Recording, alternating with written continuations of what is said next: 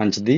గతించిన దినము మనం యాకోబు పత్రిక మొదటి అధ్యాయంలో మొదటి 4 వచనాలు మనం చూసుకున్నాం. మొదటి 4 వచనాల్లో కొన్ని విషయాలు మనం నేర్చుకున్నాం. మొదటి 4 వచనాల్లో కూడా యాకోబు యొక్క తగ్గింపు గురించి, అలాగనే నా వాయిస్ క్లియర్‌గా ఉంది కదండీ! రైట్. యాకోబు గారి యొక్క తగ్గింపు గురించి, యేసుక్రీస్తు వారికి సొంత తమ్ముడైనప్పటికీ కూడా తనను తాను ఎంతగా తగ్గించుకుని ఒక దాసునిగా తనను తాను పరిచయం చేసుకున్నాడో మనం చూసాం. అలాగనే క్రైస్తవులుగా మన విశ్వాసానికి అనేక పరీక్షలు కలుగుతాయి. అనేక నానా రకమైనటువంటి శోధనలు కలుగుతాయి. ఆ శోధనలన్నిటిలో నుండి కూడా మనము స్థిరముగా నిలబడాలి. దేవుని మీద ఆధారపడాలి. ఓర్పు కలిగిన వారిగా ఉండాలి అనేటువంటి విషయాన్ని మనం నేర్చుకున్నాం. అయితే ఈరోజు ఆ కింద మరికొన్ని వచనాలు నేర్చుకునే ప్రయత్నం చేద్దాం. అయితే 5వ వచనం నేను చదువుతున్నాను. మీలో ఎవనికైనను జ్ఞానము కొదువుగా ఉన్న ఎడల అతడు దేవుణ్ణి అడగవలెను, అప్పుడది అతనికి అనుగ్రహించబడును. ఆయన ఎవరిని గద్దింపక అందరికిని ధారాళముగా దయచేవాడు. తల వంచండి, చిన్న ప్రార్థన చేసుకుందాం. ప్రార్థన. పరిశుద్ధుడును ప్రేమ కలిగిన మా తండ్రి, ఈ ఉదయకాల సమయంలో ప్రభా, ఇదిగో మరికొన్ని విషయాలు యాకోబు పత్రికలో నుండి మేము నేర్చుకోవడానికి మేము మాకు కృపనిచ్చినందుకు స్తోత్రాలు. నిలబడుతున్న నన్ను మీ సిలువ చాటున మరుగు చేయండి ప్రభు. అల్పుడను అయోగ్యుడను మీరే నా నోటిని బోరగా వాడుకొని మాట్లాడమని, మాకు కావాల్సిన ఆత్మీయ విషయాలు మాకు నేర్పించమని, మహిమా ఘనత ప్రభావం మీకు అర్పిస్తూ యేసు పరిశుద్ధ నామలు అడిగి వేడుకొంచు పొంది ఉన్నామని నమ్ముచున్నాం పరమ తండ్రి. ఆమె మంచిది. దేవుని పరిశుద్ధ నామానికి మహిమ కలుగును గాక. నిన్న మనము చూసాము, శ్రమలు వచ్చినప్పుడు మనం దేవుణ్ణి ప్రశ్నించేవారిగా ఉండకూడదు. శ్రమలు వచ్చినప్పుడు మనం కృంగిపోయేవారిగా ఉండకూడదు. శ్రమలలో దేవుని మీద ఆధారపడాలి. షడ్రకు మేషక్ అబేద్నెగోలు, అలాగే ఆ దానియేలు, హబక్కుకు, అలాగే పౌలు గారి గురించి మనం చూసాము. వారి వల్లే మనం విశ్వాసంలో చెదిరిపోకుండా, యోబు గారి వల్లే విశ్వాసంలో చెదిరిపోకుండా, మన విశ్వాసానికి అనేకమైనటువంటి నానా విధములైనటువంటి శోధనలు ఎదురవుతాయి. ఆ శోధనలో మనము ఖచ్చితంగా ఓర్పు కలిగిన వారిగా ఉండాలి అని మనం చూసాం. అయితే మన జీవితంలో మన విశ్వాసానికి అనేకమైనటువంటి పరీక్షలు కలుగుతున్నటువంటి సమయంలో చాలా మంది ఏం చేస్తారు అని అంటే, కొంతమంది దేవుణ్ణి ప్రశ్నించే వారిగా ఉంటారు. మరికొంతమంది ఎలా ఉంటారు అని అంటే, తమ సొంత జ్ఞానాన్ని ఆ, ప్రదర్శించేటువంటి ప్రయత్నం చేస్తారు. సొంత జ్ఞానాన్ని, సొంత ఆలోచనల ప్రకారం ఈ ప్రాబ్లమ్ మనం సాల్వ్ చేసేసుకుందాం, ఇది మనం క్లియర్ చేసేసుకుందాం, ఇది మనం చేసేసుకుందాంలే అన్నట్లుగా సొంత ప్రయత్నాలు చేస్తా ఉంటారు. కానీ దేవుని వాక్యం ఏం తెలియజేస్తుంది? నా ఆలోచనలు మీ ఆలోచనలు వంటివి కావు, నా త్రోవలు మీ త్రోవలు వంటివి కాదు అని అంటాడు. ఈరోజు మనము సొంత ప్రయత్నాలు చేసి చాలా మంది ఏం చేస్తున్నారు అని అంటే, సొంత ప్రయత్నాలు చేసి శ్రమలలో ఇంకా కూరుకుపోతా ఉన్నారు. ఇబ్బందుల్లో ఇంకా ఇరుక్కుపోతా ఉన్నారు. మనకు కలుగుతున్నటువంటి పరీక్షల్లో నిలవలేక ఓడిపోయి విశ్వాసాన్ని కూడా విడిచిపెట్టేవారు అనేక మంది ఉంటా ఉన్నారు. ఈరోజు చాలా మంది శ్రమలను గెలవలేకపోవడానికి, అనగా శ్రమలలో స్థిరత్వం కలిగి నిలవలేకపోవడానికి, శ్రమలలో తట్టుకోలేక విశ్వాసం నుంచి తొలగిపోవడానికి కారణం ఏంటయ్యా అని మనం ఆలోచన చేయగలిగితే, జ్ఞానము లేకనే. జ్ఞానము లేక నా జనులు నశించుచున్నారని హోషియా గ్రంథము 4వ అధ్యాయం 6వ వచనంలో మనకు కనబడుతుంది. అక్కడ దేవుడు అంటాడు, నా జనులు జ్ఞానము లేని వారై నశించుచున్నారు. నీవు జ్ఞానమును విసర్జించుచున్నావు గనుక నాకు యాజకుడు కాకుండా నేను నిన్ను విసర్జింతును. నీవు నీ దేవుని ధర్మశాస్త్రమును మరచితివి గనక నేనును నీ కుమారులను మరచుతును అని హోషియాతో అక్కడ దేవుడు మాట్లాడుతున్నట్లుగా కనబడతా ఉంది. తన జనులు జ్ఞానం లేకనే నశించుచున్నారు. నిజమే, జ్ఞానం లేకపోతే ఈరోజు మనం నశించిపోతాం. జ్ఞానం లేకపోతే ఈ లోకంలో ఎలా జీవించాలో మనకు తెలియదు. జ్ఞానం లేకపోతే, సరైనటువంటి అవగాహన మనకు లేకపోతే, మనకు ఎదురవుతున్నటువంటి శ్రమలను మనం ఎలా ఎదుర్కోవాలి, ఎలా వాటిని మనం సాల్వ్ చేసుకోవాలో మనకి తెలీదు. అయితే చాలా మంది ఈ శ్రమల నుండి బయటకు రావాలనేటువంటి ప్రయత్నంలో సొంత ప్రయత్నాలు చేస్తా ఉంటారు. సొంత ప్రయత్నాలు చేస్తా ఉంటారు. అయితే ఇక్కడ యాకోబు భక్తుడు మాట్లాడుతున్నటువంటి విషయం ఏంటయ్యా అంటే, మనము జ్ఞానము కొదువుగా ఉంటే ఈ శ్రమను నేను తట్టుకోలేకపోతా ఉన్నాను, ఈ పరిస్థితిని నేను తట్టుకోలేకపోతా ఉన్నాను, దీని నుండి నేను బయటికి ఎలా రావాలి? నా సొంత ప్రయత్నాలు కాదు, నేను నా దేవుణ్ణి అడగాలి అనే రీతిగా మనము దేవుని సన్నిధిలో ఒకవేళ మీకు జ్ఞానము కొదువగా ఉంటే జ్ఞానాన్ని ఇవ్వమని దేవుణ్ణి అడగండి. ఈరోజు ఎవరైతే జ్ఞానాన్ని దేవుణ్ణి అడుగుతారో దేవుడంట అడుగు ప్రతి వానికిని కూడా ధారాళముగా ఇస్తాడని భక్తుడు మాట్లాడుతా ఉన్నాడు. అయితే ఈరోజు చాలా మంది దైవికమైనటువంటి జ్ఞానాన్ని అడగట్లేదు. దేవుని సన్నిధిలో జ్ఞానం కొరకు ప్రార్థన చేయట్లేదు. ఈరోజు చాలా మంది అక్షర జ్ఞానముతో తమ హృదయాలను నింపేసుకుంటున్నారు. అక్షర జ్ఞానముతో తమ మైండ్‌ని నింపేసుకుంటా ఉన్నారు. కానీ అక్షర జ్ఞానం మనల్ని చంపేస్తుంది. జ్ఞానము ఉప్పొంగజేయును. అక్షరము చంపేస్తుంది గాని ఆత్మ జీవింపజేయును అని దేవుని వాక్యం తెలియజేస్తా ఉంది. ఈరోజు చాలా మంది సొంత జ్ఞానాన్ని ప్రదర్శించే ప్రయత్నం చేస్తే జాగ్రత్త, సొంత జ్ఞానం మనల్ని నాశనానికి తీసుకొని వెళ్ళిపోతుంది. లోక జ్ఞానము మనల్ని నరకానికి తీసుకొని వెళ్ళిపోతుంది. కాబట్టి మనము మన జ్ఞానం మీద ఆధారపడకుండా ఏం చేయాలి అనంటే, దేవుని యొక్క జ్ఞానం మీద ఆధారపడాలి. ఈరోజు జ్ఞానము మనకి ఎంత ప్రాముఖ్యమైనదేననంటే, జ్ఞానం లేకపోతే మనం నశించిపోయేవారేగా ఉంటాము. జ్ఞానం లేకపోతే మనం నశించిపోతామనే విషయాన్ని యాకోబు భక్తుడు తెలియజేస్తా ఉన్నాడు. అయితే అక్కడ అంటున్నాడు, మీలో ఎవనికైనను జ్ఞానము కొదువుగా ఉన్న ఎడల అతడు దేవుణ్ణి అడగవలెను. ఎందుకు అడగమంటున్నాడు? ఎందుకనంటే మన విశ్వాస పరీక్షల్లో శ్రమలొస్తాయి, పరీక్షలొస్తాయి. లేకపోతే నానా విధమైనటువంటి శోధనలొస్తాయి. వీటన్నిటిని జయించాలి అనంటే ఖచ్చితంగా మీకు జ్ఞానం అవసరమై ఉన్నది. అయితే మీలో చాలా మంది ఒకవేళ మీకు జ్ఞానం లేదు అని అనుకుంటే గనక దేవుని సన్నిధిలో మీరు ప్రార్థన చేయండి. ఎలా ప్రార్థన చేయాలి చెబుతున్నాడు. ఎవనికైనను జ్ఞానము కొదువుగా ఉన్న యెడల అతడు దేవుణ్ణి అడగవలెను. అప్పుడది అతనికి అనుగ్రహింపబడును. ఆయన ఎవరిని గద్దింపక అందరికిని ధారాళముగా దయచేవాడు. అయితే చూడండి, జ్ఞానాన్ని అడిగే దగ్గర ప్రభు మాట్లాడుతా ఉన్నాడు. జ్ఞానం అడిగినప్పుడంట మనము సందేహింపక అడగవలెను అనేటువంటి విషయాన్ని మనకి తెలియజేస్తా ఉన్నాడు. అప్పుడది అతడికి అనుగ్రహించబడును. చూడండి, అయితే అతడు ఏమాత్రము 6వ వచనం. అతడు ఏమాత్రమును సందేహింపక విశ్వాసముతో అడగవలెను. సందేహించువాడు గాలి చేత రేపబడి ఎగిరిపడి సముద్ర తరంగమును పోలి ఉన్నాడు. చూడండి, ఈ 2 వచనాల్లో మనకేం కనబడుతుందనంటే, మొదటిగా మనము దేవుని జ్ఞానాన్ని అడగాలి. రెండవదిగా సందేహింపక అడగాలి. మూడవదిగా విశ్వాసముతో అడగాలి. ఈరోజు జ్ఞానము అనేది మనకి చాలా అవసరము. చాలా ప్రాముఖ్యమైనటువంటి విషయము. అందుకే ఒకసారి చూద్దాం. కొలస్సీ పత్రిక 2వ అధ్యాయం 3వ వచనం చూసే ప్రయత్నం చేద్దాం. కొలస్సీ పత్రిక 2వ అధ్యాయం 3వ వచనంలో ఒక చక్కటి మాటను పౌలు భక్తుడు రాస్తా ఉంటాడు. బుద్ధి జ్ఞానము సర్వ సంపదలు ఆయన యందే గుప్తమై ఉన్నాయి అనేటువంటి విషయాన్ని అక్కడ రాస్తా ఉన్నాడు. బుద్ధి జ్ఞానములు ఎవరి యందు ఉన్నాయంట? దేవుని యందే ఉన్నాయి. కాబట్టి మనం ఎవరిని అడగాలి? దేవునిని అడగాలి. మనం ఎవరి దగ్గర ప్రార్థన చేయాలి? దేవుని దగ్గర ప్రార్థన చేయాలి. కాబట్టి మనకు జ్ఞానము కొదువైనప్పుడు మనం దేవుణ్ణి అడగాలి. మరొక సందర్భంలో పౌలు మాట్లాడుతూ మరొక సందర్భంలో కొలసీలకు రాసినటువంటి పత్రిక 1వ అధ్యాయము 9-12 వచనాలు మనం చూడగలిగితే అక్కడ కొన్ని విషయాలు సంఘంతో మాట్లాడుతూ సంఘంతో చెబుతూ అంటాడు. అక్కడేమంటాడో చూద్దాం. అందుచేత ఈ సంగతి విని నాటి నుండి మేము మీ నిమిత్తము ప్రార్థన చేయటం మానక మీరు సంపూర్ణ జ్ఞానమును ఆత్మ సంబంధమైన వివేకము గలవారును ఆయన చిత్తమును పూర్ణముగా గ్రహించువారినై ప్రతి సత్కార్యములో సఫలమగుచు దేవుని విషయమై జ్ఞానమందు అభివృద్ధి పొందుచు అన్ని విషయముల్లో ప్రభువును సంతోషపెట్టినట్లు ఆయనకు తగినట్లుగా నడుచుకొనవలననియు ఆనందముతో కూడిన పూర్ణమైన ఓర్పును దీర్ఘశాంతమును కనపరచునట్లు ఆయన మహిమ శక్తిని బట్టి సంపూర్ణ బలముతో బలపరచబడవలనని తేజోవాసులైన పరిశుద్ధుల స్వాస్థ్యములో పాలువరగుటకు మనల్ని పాత్రులుగా చేసిన తండ్రికి మీరు కృతజ్ఞతాస్తుతులు చెల్లింపవలనని దేవుని బ్రతిమాలుకొనుచున్నాము.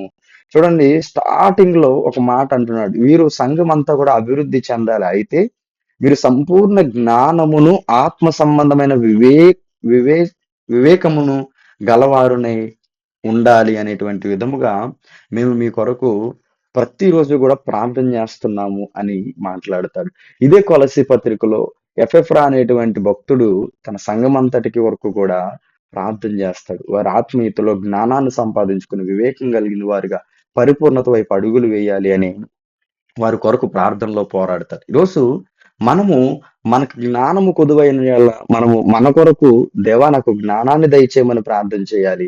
మన సంఘం కొరకు దేవా మా సంఘానికి సమయోచితమైనటువంటి జ్ఞానాన్ని ఇవ్వండి. ఆత్మ సంబంధమైనటువంటి జ్ఞానాన్ని ఇవ్వండి అని దేవుని సన్నిధిలో మనం మొరపెట్టాలి. జ్ఞానం కొరకు మనము ప్రార్థన చేయాలి. అయితే జ్ఞానము చాలా అవసరము. చాలా అవసరము. అయితే ఈరోజు మనం చూస్తున్నట్లయితే గనక మరొక వచనాన్ని మనం చూద్దాం. కొరింథీయులకు రాసిన మొదటి పత్రిక మొదటి అధ్యాయము 31 వచనాన్ని మనం చూద్దాం.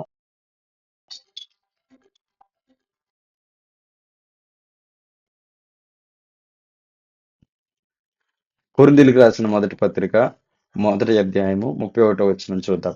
అతిశయించువాడు ప్రభువునందే అతిశయించవలెను అని వ్రాయబడిన నెరవేరినట్లు దేవుని మూలముగా ఆయన మనకు జ్ఞానమును, నీతియు, పరిశుద్ధతయు, విమోచనయు ఆయను అనేటువంటి మాట మనకు కనబడతా ఉంది. ఈరోజు మనకి జ్ఞానము ఎంత ప్రాముఖ్యమైనటువంటి విషయం మనకు అర్థమవుతుంది. ఆత్మీయ జీవితంలో మనకు కలిగేటువంటి ప్రతి శ్రమను కూడా, ప్రతి పరీక్షను కూడా మనము అధిగమించి, దాన్ని జయించి ముందుకు రావాలి అనంటే ఖచ్చితంగా మనకి జ్ఞానం అనేది చాలా అవసరము. మీరు ఇంకా మనం కిందకి ధ్యానించేటప్పుడు మనకు అర్థమవుతుంది.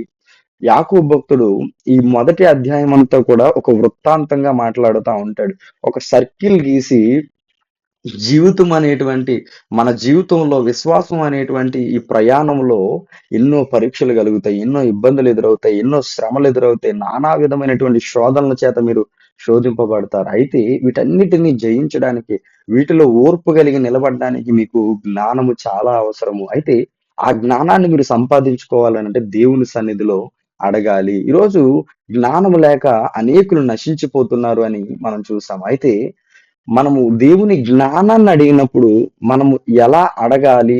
ఏమి కావాలి? అనేటువంటి విషయాన్ని గూడా యాకోబు భక్తుడు మనకి తెలియజేశాడు. మొదటిగా మనం చూసాం జ్ఞానం ఎంత ప్రాముఖ్యమైనదో, జ్ఞానం లేకపోతే మనం ఏమైపోతామో చూసాం. కానీ జ్ఞానాన్ని దేవుని సన్నిధిలో అడుగుతున్నప్పుడు ఎలా అడగమంటున్నాడు? చూద్దాం 6వ వచనం. ఎలా అడగమంటున్నాడు? అయితే అతడు ఏమాత్రమును సందేహింపక యాకోబు పత్రిక మొదటి అధ్యాయం 6వ వచనం చదువుతున్నాను. అయితే అతడు ఏమాత్రము సందేహింపక విశ్వాసముతో అడగవలెను. సందేహించువాడు గాలి చేత రేపబడి ఎగిరిపడు సముద్ర తరంగమును పోలియుండును. ఈరోజు మనము ఎలా అడగాలంట? సందేహింపక అడగాలి. ఈరోజు చాలా మందికి ప్రార్థన చేస్తారు. అనేక విషయాల నిమిత్తం ప్రార్థన చేస్తారు. కానీ ఏం చేస్తారు? ప్రార్థించిన తర్వాత సందేహించే వారిగా ఉంటారు. ప్రార్థించిన తర్వాత డౌట్ పడేవారుగా ఉంటారు. Doubtful mind. ఇలాంటి వారు చాలా ప్రమాదంలో ఉన్నారనే విషయం వారు గ్రహించలేరు. దేవుణ్ణి మనం ఏదైనా అడుగుతూ ఉన్నప్పుడు, ప్రార్థన చేస్తా ఉన్నప్పుడు, ఇది నాకు దొరికినది అని మనం నమ్మినట్లయితే గనక ఖచ్చితంగా మనం పొందుకుంటామనేటువంటి విషయాన్ని దేవుడు మనకు తెలియజేశాడు. మనం ఆయన చిత్తానుసారంగా మనం ఏది అడిగినా కూడా ఆయన మన మనవి ఆలకిస్తాడు అనేదే మనకు కలిగిన ధైర్యం అని మనం చూస్తాం. అయితే ఈరోజు చాలా మంది ప్రార్థన చేసినప్పుడు డౌట్‌గా అడుగుతా ఉన్నారు. డౌట్‌గా, అనుమానంతో ప్రార్థన చేసిన తర్వాత ఇది జరుగుతుందా? దేవుడిస్తాడా? నా ప్రార్థన ఆలకిస్తాడా? ఇలాంటి అనుమానంతో. అయితే యాకోబు భక్తుడు అడుగువాడు ఎంత మాత్రము కూడా సందేహింపక విశ్వాసముతో అడగాలి అని అంటా ఉన్నాడు. ఈరోజు అనుమానించేవారిగా మనం ఉండకూడదు. సందేహపడేవారిగా మనం ఉండకూడదు. మరి ఎలా అడగాలి దేవుణ్ణి అనంటే విశ్వాసముతో అడగాలి. ఏదైనా కూడా దేనికైనా కూడా విశ్వాసము చాలా ప్రాముఖ్యమైనది. అందుకే అంటాడు కదా! విశ్వాసము లేకుండా దేవునికి ఇష్టుడైండుట అసాధ్యము. ఈరోజు మనం దేవుని సన్నిధిలో ఏది అడిగినా కూడా విశ్వాసముతో అడగాలి. ఈరోజు విశ్వాసముతో మనం ఏది అడిగినా కూడా దేవుడు ఖచ్చితంగా ఆయన చిత్తమైతే మనకి ఖచ్చితంగా అనుగ్రహిస్తాడు. ఈరోజు ఇక్కడ చాలా మంది అనుమానంతో అడుగుతా ఉన్నారు. చూడండి వాస్తవానికి యేసుక్రీస్తు ప్రభువారు శిష్యులను పంపేసి శిష్యులు ఓడలో వెళతా ఉన్నప్పుడు అర్ధరాత్రి వేళ ఆయన నీటి మీద నడుచుకుంటూ వస్తా ఉన్నప్పుడు పేతురు సన్నివేశం మనందరికీ తెలిసిందే. పేతురు అంటాడు యేసుక్రీస్తు ప్రభువారు నీటి మీద నడుస్తూ వస్తున్నాడని గ్రహించిన తర్వాత ప్రభువా నీవేనా అని అడిగిన తర్వాత నేనే అని అన్నప్పుడు పేతురు అంటాడు తను ఆశపడతాడు. ప్రభువా నేను కూడా నీటి మీద నడవాలి అనుకుంటున్నాను. ఒక విన్నపం చేశాడు ప్రభు దగ్గర. అవునా పేతురు? సరే అయితే రా నడువు అని చెప్పేసి అని అన్నప్పుడు రా అనంగానే ఓడలోంచి దిగేసి నడిచాడు. చిన్న అల కొట్టుకొని వస్తా ఉంది. చిన్న అల కొట్టుకొని వస్తా ఉంది.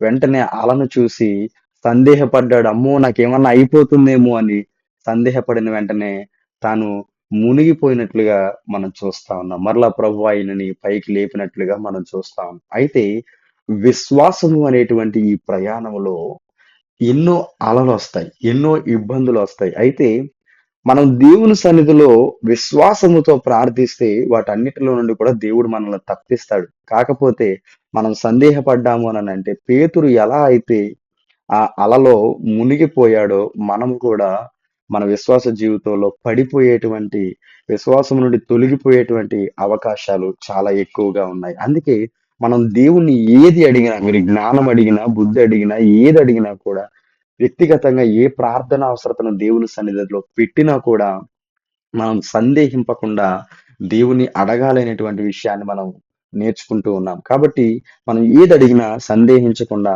విశ్వాసముతో అడగాలి. విశ్వాసముతో అడగాలి. ఎందుకనంటే అనుమానము పెనుభూతమని పెద్దోళ్ళు మాట్లాడుతా ఉంటారు. సామెత చెబుతూ ఉంటారు. అనుమానము చాలా ప్రమాదకరమైనటువంటిది. అనుమానం మీరు చూడండి అనుమానము కుటుంబాల్ని విడదీసేస్తా ఉంటది. అనుమానము బంధాలను విడగొట్టేస్తా ఉంటది. అనుమానము స్నేహాన్ని విడగొట్టేస్తా ఉంటది. అనుమానం అనేది చాలా భయంకరమైనటువంటి లక్షణం. అనుమానం అనేది నిజంగా చెప్తున్నాను. అనుమానం ద్వారా మనము దేవునికి దూరం అయిపోతామంటే ఆశ్చర్యం. అనుమానం వల్ల మనం ఆత్మీయ జీవితంలో వెనక పడిపోతాం అనే విషయం చాలా వాస్తవం. అందుకే ఇక్కడ యాకోబు భక్తుడు మాట్లాడుతూ అడుగు ప్రతివాడు కూడా సందేహింపకుండా విశ్వాసముతో అడగాలి. అయితే అట్టి మనుష్యుడు ఎవరైతే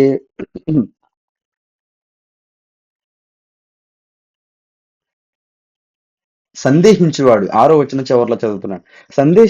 సందేహించువాడు గాలి చేత క్షమించండి ఒక్క నిమిషం.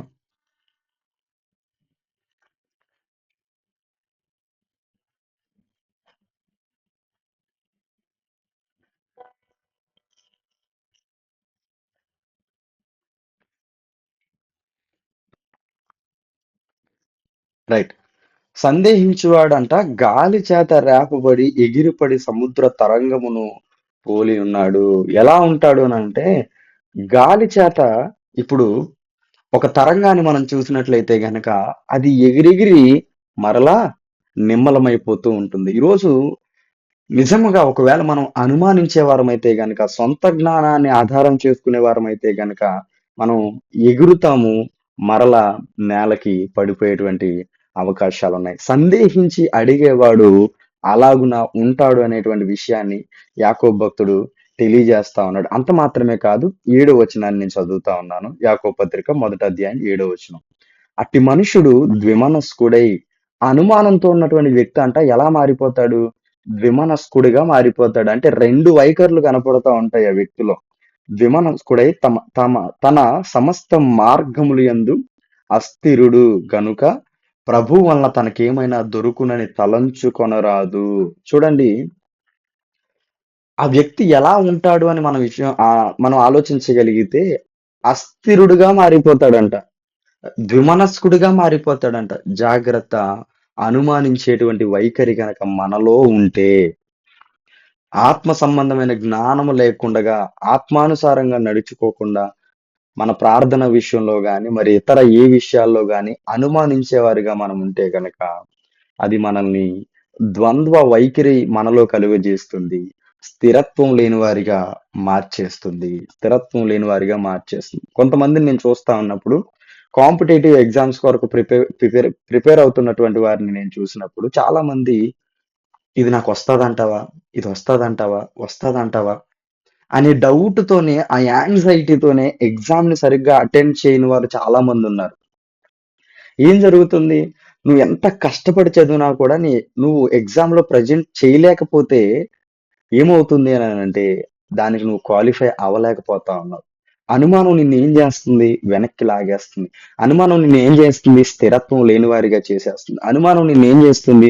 ద్వంద్వ వైఖరితో నింపేస్తుంది. 2 మనసులుగా నిన్ను విడగొట్టేస్తుంది. కాబట్టి మనం ఏదడిగినా కూడా సందేహింపక అడగాలి. నేను మరలా మొదటి నుంచి చెప్పే ప్రయత్నం చేస్తాను. నిన్న మనం చూసాము మనకి విశ్వాస జీవితంలో అనేక పరీక్షలు ఎదురవుతాయి. అయితే ఆ పరీక్షలో మనం ఓర్పు కలిగిన వారిగా నిలబడాలి. అలా ఓర్పు కలిగిన వారిగా నిలబడాలి అననంటే ఖచ్చితంగా మనకి జ్ఞానము అవసరము. ఎందుకు జ్ఞానము అవసరము అననంటే జ్ఞానము లేకనే నా జనులు నశించిపోతున్నారని దేవుడు తెలియజేస్తా ఉన్నాడు. కాబట్టి మనము మన సొంత జ్ఞానం మీద కాదు గాని, లోక సంబంధమైన జ్ఞానం మీద కాదు గాని, పర సంబంధమైనటువంటి దేవుని జ్ఞానం మీద మనము ఆధారపడాలి. ఒకవేళ మనకి ఆ జ్ఞానము లేదు అని మనం గ్రహించినట్లయితే గనక దేవుని సన్నిధిలో దేవా నాకు జ్ఞానమును దయచేయమని పర సంబంధమైన ఆత్మ సంబంధమైన జ్ఞానమునివ్వమని సమయోచితమైన జ్ఞానము చేత నడిపించమని దేవుని సన్నిధిలో మనం ప్రార్థన చేయాలి. అయితే ప్రార్థన చేస్తున్నటువంటి సమయంలో మనం ఏమాత్రము సందేహింపక ప్రార్థన చేయాలనేటువంటి విషయాన్ని క్షమించండి. ఏమాత్రము సందేహింపక ప్రార్థన చేయాలనేటువంటి విషయాన్ని యాకోబు భక్తుడు తెలియజేస్తా ఉన్నాడు. అయితే ప్రార్థన చేసినప్పుడు మనకు ఒక ప్రాముఖ్యమైనటువంటి విషయం అవసరం. ఏంటి అనంటే విశ్వాసము. విశ్వాసము లేకుండా మనం ఎంత ప్రార్థన చేసినా అది ఫలించదు. కాబట్టి మీరు చూడండి యేసుక్రీస్తు వారు అనేక మందిని స్వస్థపరిచినప్పుడు, అనేక మందిని రోగులను స్వస్థపరిచినప్పుడు ఒక మాట అంటా ఉంటాడు. నీ విశ్వాసము నిన్ను స్వస్థపరిచింది. నీ విశ్వాసము నీకు విడుదలనిచ్చింది. నీ విశ్వాసము నిన్ను రక్షించింది అన్నట్లుగా మాట్లాడతాడు. నిజంగా విశ్వాసం లేకపోతే మనకు సమాధానం రాదు. విశ్వాసం లేకపోతే మనకు స్వస్థత రాదు. విశ్వాసం లేకపోతే దేవుని కార్యాలను మన జీవితంలో అనుభవించలేం. కాబట్టి జ్ఞానము కొరకు గాని, లేకపోతే మరేదైనా ప్రార్థన అవసరత దేవుని సన్నిధిలో మనం పెట్టినప్పుడు ఖచ్చితంగా మనము ఏం చేయాలి అనంటే విశ్వాసముతో అడగాలి. ఒకవేళ విశ్వాసము లేకుండా మనము దేవుని సన్నిధిలో ఉంటే గనక అజ్ఞానుల వలె జ్ఞానము లేని వారిగా దేవుణ్ణి అడిగినప్పటికీ కూడా సందేహించే వారిగా ఉంటే గనక అనుమానము ఎంత భయంకరమైనదో మనం చూసాం. అనుమానంతో ఉంటే మనం స్థిరత్వం లేని వారిగా ఉంటాము. అనుమానము మనల్ని దేవునికి దూరం చేసేస్తుంది. అనుమానము దేవుని దగ్గర నుండి ఏది పొందకుండా చేసేస్తుంది. అందుకే 8వ వచనంలో చివరిలో ఒక మాట అంటున్నాడు. గనుక ప్రభువు వలన తనకేమైనా దొరుకునని తలంచుకొనరాదు. అనుమానించేవాడికి దేవుని దగ్గర నుండి సమాధానము రాదు. దేవుని దగ్గర నుండి కార్యము రాదు. దేవుని దగ్గర నుండి ఎలాంటి విధమైనటువంటి మేలు అనుమానించే వారికి దొరకదు. ఒక మాటలో చెప్పాలంటే విశ్వాసం లేకుండా అనుమానిస్తూ అడిగే వారికి దేవుని దగ్గర నుండి సమాధానము రానే రాదు. అలాంటి వాడు ప్రభువు వలన తనకేమైనా దొరుకునని తలంచుకొనరాదింకా. దేవుని దగ్గర నాకేమైనా దొరుకుతుందేమో అని అనుకునే అవకాశం గూడా లేదు అని అంటా ఉన్నాడు. కాబట్టి మనకు జ్ఞానము చాలా అవసరము. మన సొంత జ్ఞానము చేత మనం శ్రమలను దాటలేము. సొంత జ్ఞానము చేత మనము పరీక్షలను గెలవలేము. మనము ఆ పరీక్షల్లో ఓర్పు కలిగి నిలబడాలి అనంటే దైవికమైనటువంటి జ్ఞానము, పర సంబంధమైనటువంటి జ్ఞానము, ఆత్మ సంబంధమైనటువంటి జ్ఞానము. అనగా పౌలు భక్తుడు అంటాడు గదా! ఆత్మానుసారంగా నడుచుకోండి. శరీరేచ్ఛలను మీరు నెరవేర్చరు అనేటువంటి విషయాన్ని పౌలు భక్తుడు మాట్లాడతాడు. కాబట్టి మనము ఆత్మానుసారంగా దేవునికి అప్పగించుకొని మనము ఎప్పుడైతే దేవుని యొక్క నడిపింపు కొరకు, ఆయన జ్ఞానము కొరకు మనం ప్రార్థన చేస్తామో, అప్పుడు ఖచ్చితంగా దేవుడు మనల్ని నడిపిస్తాడు. కాబట్టి ఈ విషయాలు మనసులో ఉంచుకోండి. ఈరోజు మనం నేర్చుకున్నటువంటి విషయం ఏంటంటే, మనకు కలుగుతున్నటువంటి విశ్వాస పరీక్షలు గాని, నానా విధమైనటువంటి శోధనలు గాని, ఆ ఇబ్బందులన్నిటిలో కూడా మనం ఓర్పు కలిగి నిలబడాలి అనంటే జ్ఞానం అవసరము. ఆ జ్ఞానం కొరకు మనం దేవుని సన్నిధిలో ప్రార్థించాలి. ప్రార్థించినప్పుడు మనలో అనుమానం ఉండడానికి వీల్లేదు. మనలో కావాల్సింది ఏంటయ్యా అంటే విశ్వాసము కావాలి. ఒకవేళ అనుమానం ఉంటే మనము ద్విమనస్కులుగా మారిపోతాము. స్థిరత్వం లేని వారిగా మారిపోతాము. దేవుని సమాధానాన్ని పొందుకునే వారిగా మనం ఉండము. కాబట్టి ఈ విషయాలు గుర్తుంచుకొని ఏది అడిగినా కూడా విశ్వాసంతో దేవుణ్ణి అడుగుదాము. దేవుని జ్ఞానం కొరకు ప్రార్థన చేద్దాము. దేవుని జ్ఞానము చేత ప్రతి శ్రమను కూడా అధిగమించే ప్రయత్నం చేద్దాం. అట్టి కృప దేవుడు మనకు దయచేయను గాక.